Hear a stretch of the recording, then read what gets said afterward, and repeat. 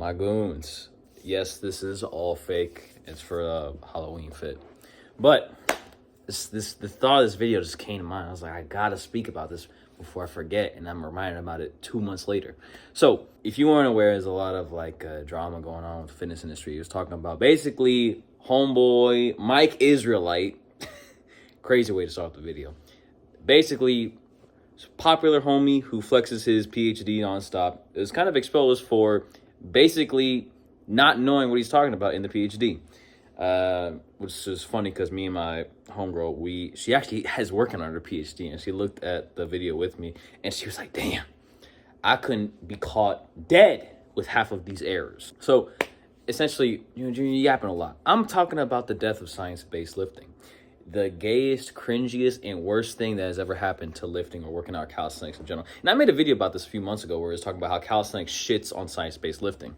Essentially, science-based lifting is just talking about trying to lift in a scientific way, trying to lift in the most optimal form of whatever your fitness goals are, whether it be building muscle, being more athletic, stronger, all that shit. And it was kind of simple. Like the meatheads, the gym bros, like the ones that everybody makes fun of, it's like, yeah, how they train is kind of stupid, but it works. That's why they did it for so long. But everybody's just like, oh, well, that's really not effective, or it's not, you should really count your rest times, or you should, basically they make the shit gay. They make the shit nerdy. They make the shit just like, wow, it's not as cool anymore. Like the aura is gone because you're talking about, what is that? An RPE.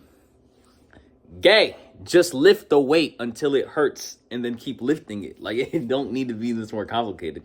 If you want to get strong, lift heavy things. If you want to have more endurance, do something for a long ass time and then try to do it longer next time. Like, it really isn't that complicated. And I've read several books on, calisthenics in general, or just general fitness stuff.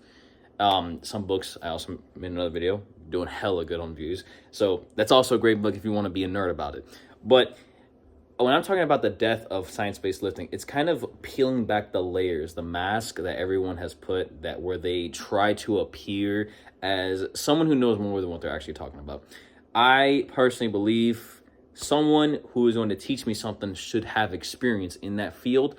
And if not, he should at least be extremely knowledgeable and have trained other people to get the said results that they want to. A good example would be, I wouldn't have someone from GameStop teach me how to fly a plane.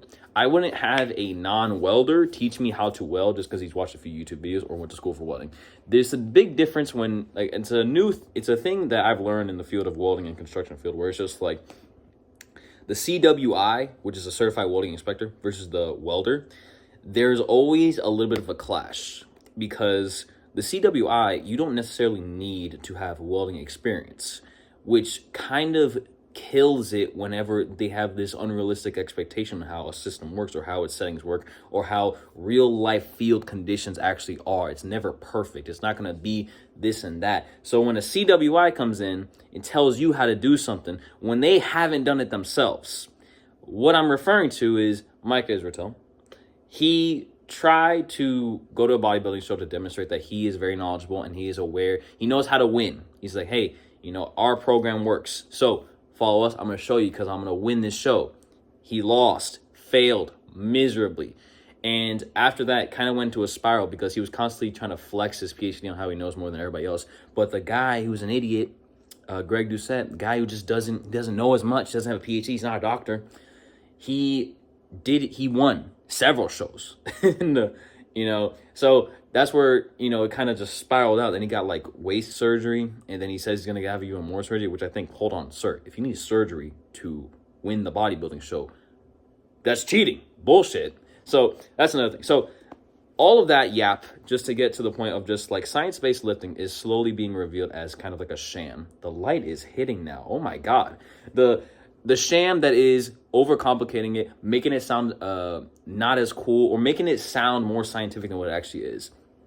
Lifting, working out is the most human primal thing anyone can do, that it doesn't need a paper written about it. You just need to lift, eat, and sleep. So whenever you talk about that, they try to say, yeah, this is true, but that's not really as optimal or scientifically based. Back then they didn't really know what they were talking about Mind you, they don't look half as good or half as strong as the guys before that were just repping this shit out. Another big example of this, of how science-based lifting is dying and it's shit, is I knew this long before everybody else was. I studied a little bit. I would try to dabble in it because I'm like a sponge. I want to learn as much as I can. I'm damn near autistic about it.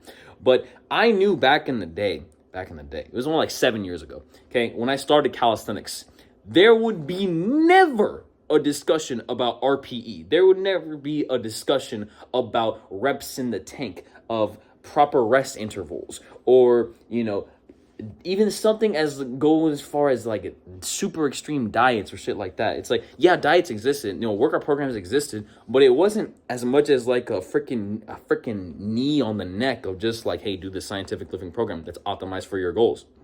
No, there was, you want to get good at pull-ups, because I did calisthenics, and there was like, you want to get good at pull-ups, do pull-ups. You want to get good at muscle-ups, do muscle-ups. And it was very simple. It was damn near minimalistic, as some people might view it as. But when you were just, you and the pull-up bar, just crank out as much as you can. And if you are hurting the next day, it means you probably did a good job. But there's a lot of guys that just like, oh, well, soreness isn't really an indicator of how hard you work. Shut up. Gay. We know it's not, you know, if you get into a car crash, people get sore from that. They didn't grow muscle. Obviously, it's not an indicator, but it's positively correlated. What all that to say is, most optimal. What does that mean? It's just like, what is the best and fastest route to get to the certain goal? And people will, you know, try to give you periodization for programs. You know, you go one heavy for a couple months, and you go light for a couple months, and you go skill practice for a couple months. And I'm not saying none of that stuff is invalid. I'm not saying any of that stuff doesn't work or is invalid. What I am saying, it's not so important. What is important is just that you're healthy. And the people that constantly exclaim, you know, we're trying to be fit, trying to be healthy, you know, the best version of ourselves, all those guys are just compensating gay, not like homosexual, that's different, but it's just like they're just jamming steroids up their asses. They can't run a mile. They are not athletic at all, and they're constantly preaching about being healthy and being like strong, athletic. I'm like, bro, you can lift a little bit of weight. That is nothing. You can be strong as shit in the weight room, but if you go to a construction field, picking up bags of concrete or welding or doing mechanic stuff, you're gonna fold like an omelet.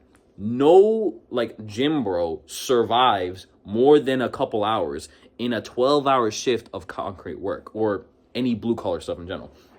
I'm not trying to stroke my dick or anything, be like, oh, God, I'm so tough and strong, you know, just because I don't lift weights, I do, you know, blue-collar stuff. No, I'm just saying the facts on when people say, I want to live a healthy, fit, and strong lifestyle. None of those guys embody that. So that's another thing that's a sham on the science-based lifting community. I was like, they're all weak, they're all small, they're all not fit. Optimal. Me personally, the muscle up. That's one of the things that got me started in calisthenics, which I was just like, oh my God, so much aura, that's so cool. People nowadays, they always say that just like, oh my God, the muscle up is not good. And it's not good. Like, objectively, as someone who loves the muscle up, objectively, the muscle up is shit. It's like so hard on your joints. It's the fatigue to stimulus ratio, basically what you can get out of how much effort you put in. It's not really that worth it, in my opinion. Or just straight up fact, I'm gonna be honest with you. It's not that worth it. But if you enjoy an exercise and you can rest and recover, it doesn't matter. You can make it work. If you're just like a guy who just loves pull-ups, it is going to be impossible for your neck, for your back and arms not to be developed. Rock climbers, super strong, super fit, super healthy. And muscle ups, you know, you would say, you know, if you're just a guy who just wants to get fit, strong, healthy, you just love doing muscle ups, people would just be like, oh my God, you know, doing muscle ups, you know, it's really not really optimal. It's like, yeah, but if you're doing it, like, there's nothing more actually athletic. Plenty of times when I'm in the field, I do muscle ups by accident because I'm just stuck laying down on the ground, and I'll grab a pipe and I'll just muscle up above it. So when it talks about like health and shit, they're lying. They don't have any idea what health is. Even if they claim to study it, even if they claim to practice and train other people, they don't know shit. Because guess what? The real key to fitness and health is already free. You can't sell just work harder, or just eat and sleep. Literally, it's a 3-legged stool. And if any of those legs are off, the whole chair is going to fall apart. So, You know, that's kind of like the thing. That's kind of like the best example of just like everybody shits on the muscle up. But if you just have fun doing muscle ups, you know, you just want to do it, you will get stronger in other exercises. Like if you do a bunch of muscle ups, you will inevitably get stronger on your dips, your pull-ups, your explosive pull-ups. Your arms will get bigger. Everything is going to get bigger, even if it's so-called not optimal. So I hope the video is somewhat entertaining, enjoyable, motivation to do the exercises you want. It doesn't matter if people say, oh, don't do bicep curls, that's not optimal. Do the damn bicep curls, have fun. That's what fitness should be. All right, I hope you guys have fun. See ya.